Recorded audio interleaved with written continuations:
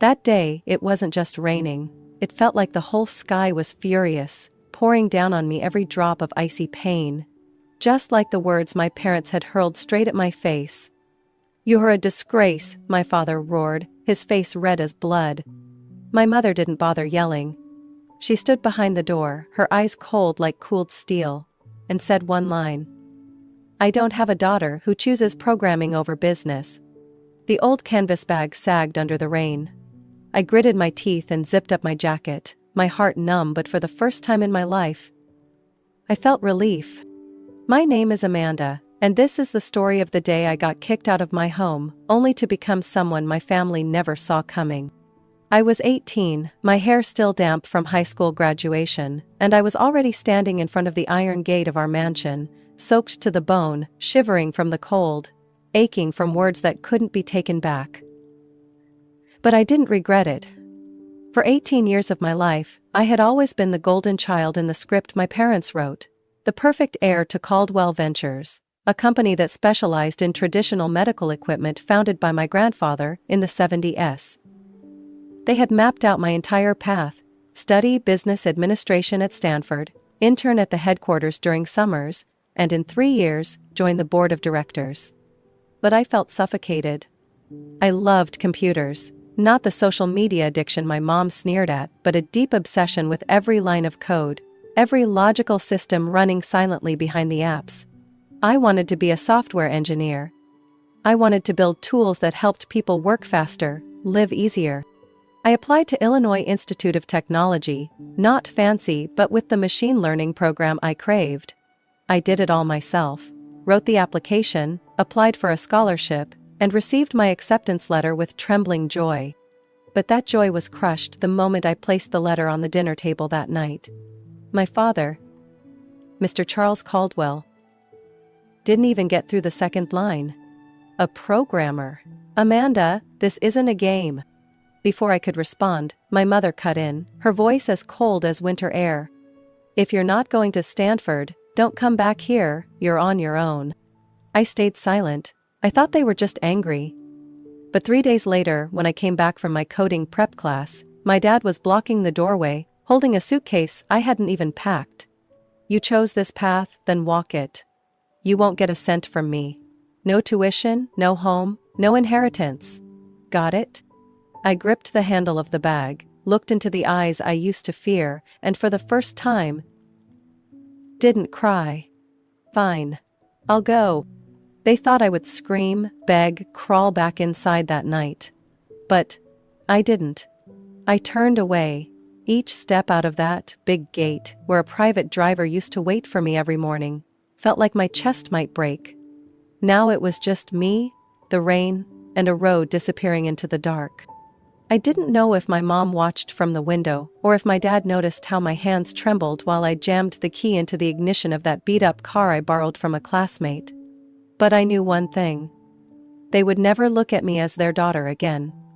And somehow that felt like breathing. I left the fancy suburbs of Chicago with no destination beyond a cheap student apartment I found on Craigslist. I had nothing but an old laptop, a few soaked clothes, and a wild determination to prove them wrong. Not with words. With action. They said I'd fail, come crawling back in tears. They never understood me. And they'd never seen me fight for real. I slept on a couch, too short for my height, in a tiny studio apartment owned by Rachel, a classmate I met at a STEM camp in 11th grade. It was on the 3rd floor, no elevator, and reeked of mold on the wallpapered yellow walls. But it was more than shelter. It was my beginning. "You sure about this? Your parents really aren't coming back for you?" Rachel once asked, as I pulled out my beat-up laptop and started typing at midnight. I smiled without looking up. They didn't kick me out to take me back, and I'm not going back to beg. During the day, I worked the register at an electronics store near campus, always short-staffed with grumpy customers. It wasn't a dream job. I got yelled at for not knowing the newest cables, forced into unpaid overtime, watched like I might steal a whole shelf of headphones. But I endured it. At night, I changed into a different uniform, hopped on a rusty bike and delivered pizza for a local shop. Rain, snow, darkness. I rode through all of it, gripping my phone for directions, heart pounding at every major unlit intersection. And late nights? Those were mine. Rachel went to bed at 11 a.m. I opened my laptop and picked up where I left off. I studied from free courses on Coursera, Udemy, anywhere I could learn how to build backends, handle APIs, or design user interfaces that didn't scare people off. Sometimes my eyes burned from fatigue.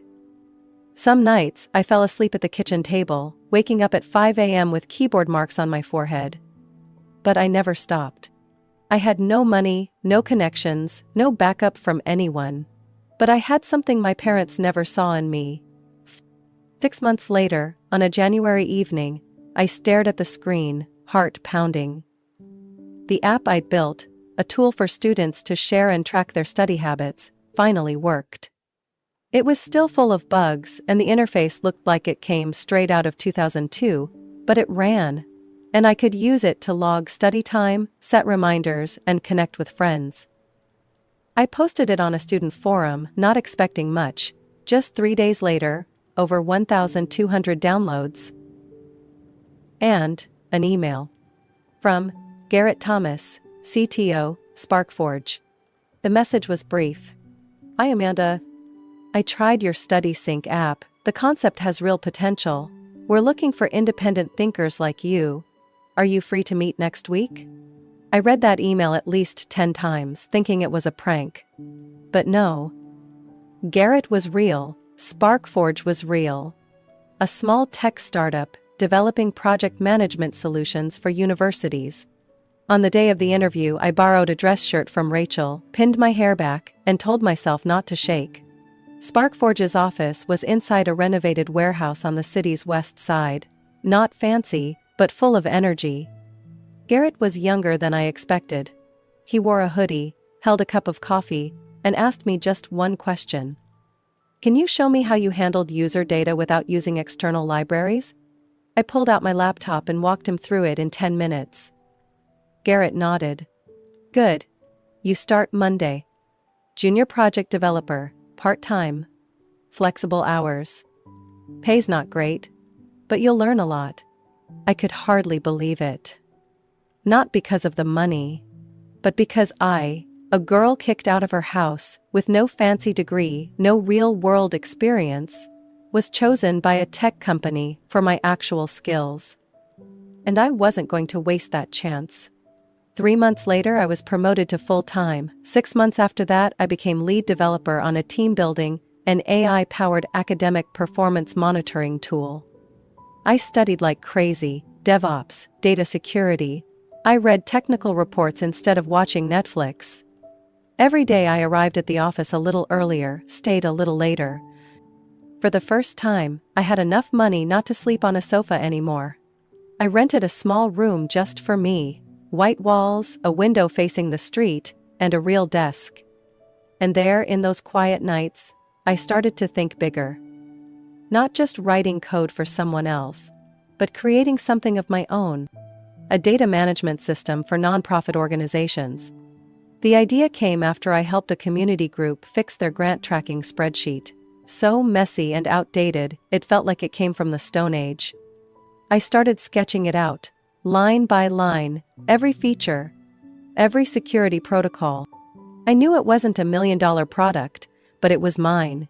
And I would turn it into something the world had to recognize, not because I was Charles Caldwell's daughter, but because I was Amanda. And I had started over from zero. I don't remember the exact moment the idea took shape, just that it hit like a jolt of electricity in the middle of the night, while I was debugging a messy chunk of code in SparkForge's system. A bad data point had thrown the whole dashboard off, and I had to rewrite the entire data filtering algorithm from scratch. And I thought, why isn't there a smarter tool to fix this automatically? That idea stuck with me for weeks, clung to me like the bitterness I carried the day I left home. And just like that feeling, I couldn't ignore it. 2 years after my first day at SparkForge, I submitted my resignation. Garrett looked at me like I'd just announced I was flying to the moon in a car. You've got a solid position, a great team, good pay, a growing future. Why walk away? I took a deep breath. Because I don't want to spend my whole life building someone else's product, I want to build mine, from the ground up.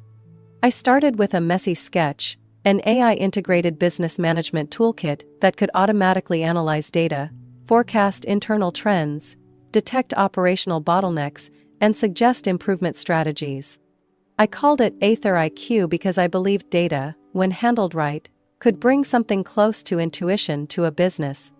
Rachel, my former roommate, now working as a finance manager at a small education nonprofit, was the first person to test the prototype. "Amanda, this thing is insane," she texted after the software suggested she cut printing costs and go fully digital. "It even knew I forget to pay my quarterly service bills, and it knew. It didn't guess." I knew I had hit the right niche. So, I dove into building. I slept 4 hours a night, spent every remaining minute coding, reading research, learning more about machine learning models. I hired a small team of freelancers, used my savings to invest in UI and security. No restaurants, no new clothes, no social media. The world out there was loud. But I had one goal. 9 months later, Aether IQ launched its beta version. 30 small and medium-sized businesses signed up for the trial. 23 of them came back and signed 3-month contracts. 7 companies posted reviews, and one of those landed in the hands of an angel investor. His name was Harvey Mitchell, founder of Quasar Capital. A bald man with glasses and a bluntness that could cut steel. But when he met me during the pitch, he asked just one question. "If I gave you $1 million, what's the first thing you'd do?" I didn't hesitate. Hire the best AI team in Chicago and set up a dedicated data testing center. I don't need a fancy office. I need computing power and brains. He laughed and signed. Finally, someone who understands what matters. 1 year later, Aether IQ officially rebranded as Neural Wave Systems, and I was the founder and CEO. We landed a contract with a national logistics chain, then a small bank in Ohio, then a pharmaceutical startup. Word spread fast. Venture capitalists called non-stop.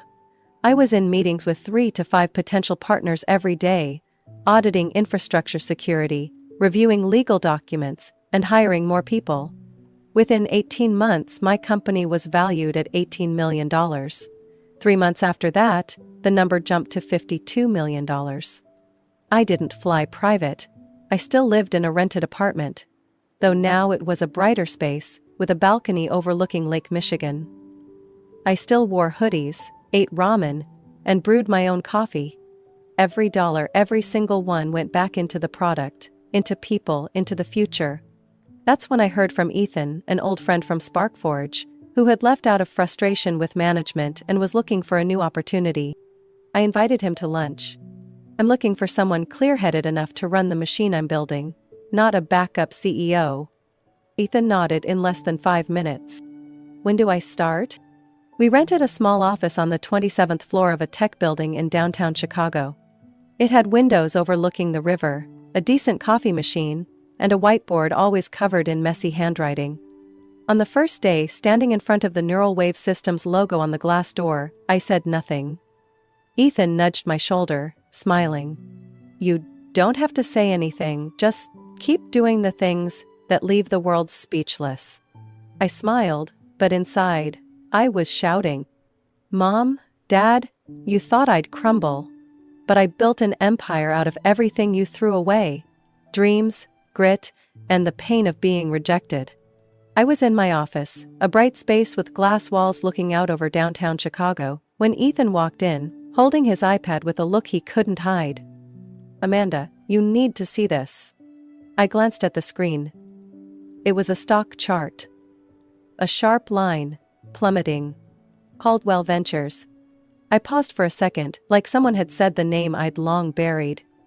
Then I swiveled my chair and crossed my arms. "How much?" Ethan replied without missing a beat. "Almost 70% in 8 months. Internal rumors say they're running out of liquidity." Caldwell Ventures, the company my father always boasted about as a generational legacy, the foundation stronger than any passing technology. A company that made traditional medical equipment, surviving on outdated contracts and processes that hadn't changed since the last decade. While the world was stepping into the age of AI, they were still using Excel to log orders and sending faxes. I opened their public financial report. Every line felt like a knock on the door from collapse. Revenue was dropping consistently. Operating costs had doubled due to supply chain failures. Short-term debts remained unresolved. And worst of all, there wasn't a single investment in digital transformation. I looked at Ethan and asked coldly, "How much do they need to survive?" Ethan responded immediately. "Around $5 million. Enough to keep things running for a few more quarters, if they cut staff and digitize the basics." I nodded, a tight knot forming in my chest. Less than 3 hours later, my phone rang. I looked at the screen. Charles Caldwell, Dad. I had never deleted his number. Not because I was waiting for a call, but because I wanted to remember. To keep the scar as a reminder that I had survived. I let it ring exactly 3 times, then picked up. "Hello." His voice came through, raspy and tired. "Amanda, I need to talk to you." I leaned back in my chair, eyes fixed on the screen that read, Q3 net loss $3.40 m. "I know." He paused for a few seconds, then asked hesitantly, You've been following the company?" I didn't answer right away. I wanted him to feel the silence. The void he left when he pushed me out of his life. "I know everything, Dad, including how you called me a disgrace for refusing to be your queen of traditional business." "So what now? The queen of tech is supposed to save your crumbling kingdom?" I didn't wait for his reply.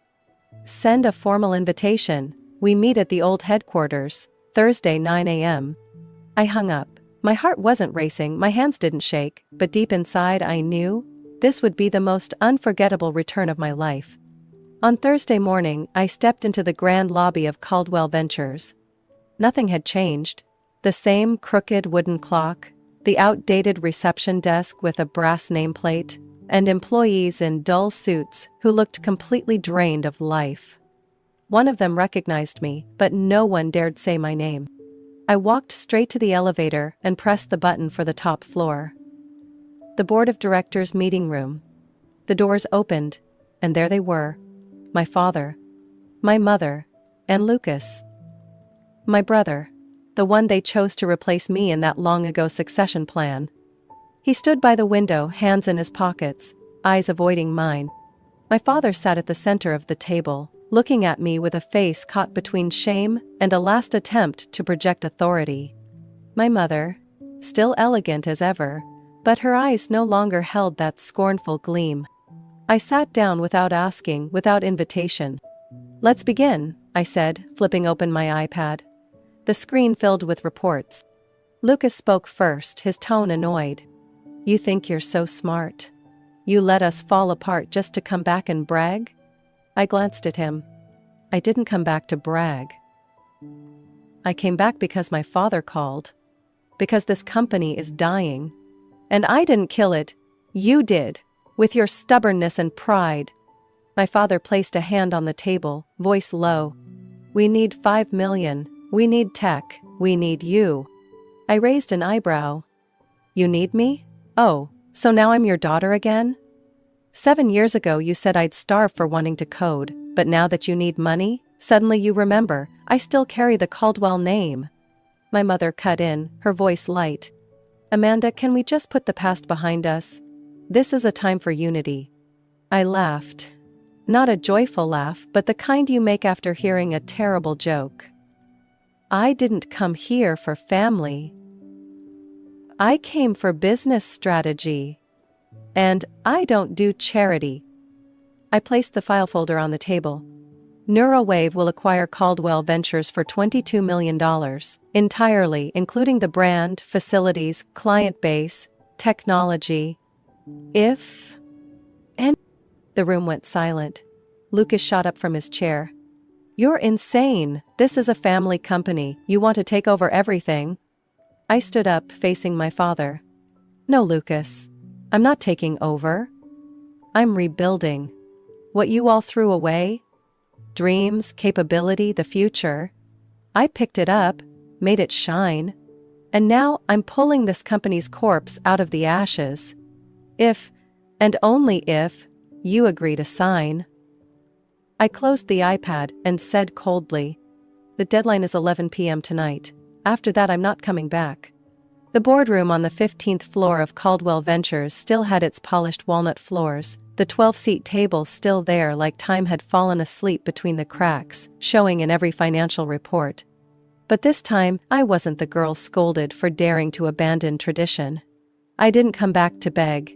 I came back with a contract. And the power to rewrite every rule. My father, Charles Caldwell, sat at the head of the table, hands resting on an old leather notebook. He looked noticeably older. Sunken cheeks, hollow eyes, and his back no longer straight like it was the day he kicked me out. My mother, Evelyn, wore lighter makeup than usual, like she too was trying to hide the exhaustion. Lucas, my brother, stood near the window, his back turned, shoulders tense. I sat down, opened the folder and spoke calmly. Neuralwave is offering $25 million for a full acquisition of Caldwell Ventures. This includes fixed assets, brand equity, client database, existing contracts, and outstanding debts. Lucas jumped up, slamming his hand on the table. "What? This is our legacy? Who do you think you are, throwing numbers like that?" I looked him straight in the eye, my voice steady. "I'm the only person in this room who's ever built a company from scratch and made it profitable. And Lucas, I'm also the one you once called a failed programmer in front of the board. Remember that?" Lucas went pale. My mother gently grabbed his wrist and pulled him back into his seat. No one argued anymore. I continued. "Dad will stay on as a transition advisor for 6 months, then receive a fixed retirement salary and full withdrawal from the company." 6 months? My father frowned. 6 months is enough for me and the team to restructure operations and digitize the entire system. If you want longer, I can't guarantee efficiency. This is a tech company now. It's no longer the pencil and ledger era. He looked at me for a long moment, then gave a small nod, saying nothing more. I turned to my mother. "With your social network, I'm willing to offer you a senior PR advisory role, client relations, executive partnerships. Or you can choose full retirement. It's your call." She looked down at the table, lips pressed together. She didn't object, and I knew, for her, that was a yes. Then I stopped at Lucas. I let a few seconds pass, drawing out the silence like each tick of the clock was pushing him closer to the edge. "Lucas, you'll be kept on. If you agree to start over." He raised an eyebrow. "What do you mean?" "Entry-level data analyst. You'll report to my team lead. No special treatment, no privileges, no exemptions. Starting salary same as everyone else. Any promotion will be based on performance." He let out a twisted laugh. "You're trying to humiliate me." "No. I'm giving you a chance to prove you're more than this family's shadow. But if you think you're above that, the door's still open for you to walk out." My mother turned to my father and whispered, "Maybe this is the only way to save the company." He clenched his fists, silent for a long time. Then he spoke, voice hoarse. "What if we say no?" I looked him straight in the eye. "I'll withdraw the offer. And I'll make it public that I extended a chance to collaborate, but Caldwell Ventures refused to change. I don't need to destroy you. The market will do that for me. At your current losses, you might last another 2 months. 3, at best." Lucas sank into his chair, face pale. I stood up and closed the folder. "The deadline is 11 p.m. tonight. After that, this offer disappears." I walked toward the door, then paused. "Oh, one more thing." I turned back, locking eyes with my father. "When you sign the contract, I want you to use the same pen you used to sign my tuition rejection letter 7 years ago, the one engraved with the Caldwell Ventures logo. I believe it's still in your old drawer." No one said a word, but the stunned look in his eyes said enough. He remembered. He knew exactly what I was referring to. I left the boardroom, stepped into the elevator, and as the doors slowly closed, I saw my father bow his head for the first time in my life. 11:43 p.m. The lights on the 15th floor of Caldwell Ventures were still on. The rest of the building was silent, with only the glow of streetlights casting soft golden streaks across the hardwood floor through the glass windows. I stood by the window, in the exact spot Lucas had stood that morning, watching the city drift into sleep. My heart wasn't racing, my hands weren't trembling, but deep inside I knew. An old chapter was about to end. The door behind me creaked open. My father walked in first. No sharp footsteps like the ones that used to announce his presence at the company. Just slow, heavy steps, as if each one carried the weight of the past. My mother followed, changed into different clothes, her face a little pale. Lucas came last, no longer arrogant, only a stiff, uneasy silence. I turned around, saying nothing. My father placed a small leather box on the table. I didn't need to look closely to know what was inside. That pen. The board has agreed, he said, voice low and raspy. We accept your offer. I nodded. There was no celebration, no applause, only silence, as if making room for something more important. He opened the box. Inside was the gold-plated pen engraved with the Caldwell Ventures logo. It was exactly as I remembered. Untarnished, undamaged, as if it had never caused a single wound. But I remembered. I remembered the day he signed that letter denying my tuition. Hands steady, eyes never once meeting mine. He reached for the pen, then paused. Before I sign, he looked at me. There's something I need to say. I crossed my arms, staying silent. He sat down, not as a CEO of a corporation, but as a man, facing the mistakes he had avoided for far too long. You're like your grandfather Harold, he began. Not just the stubbornness or the way you see opportunity in everything, but that look in your eyes. The one that every time I saw it, made me feel pushed out of my comfort zone. My mother looked up. She took his hand. He glanced at her for a second, then continued. When Harold founded Caldwell Ventures, people called him crazy. He invested in medical sterilizers when no one believed the tech was necessary.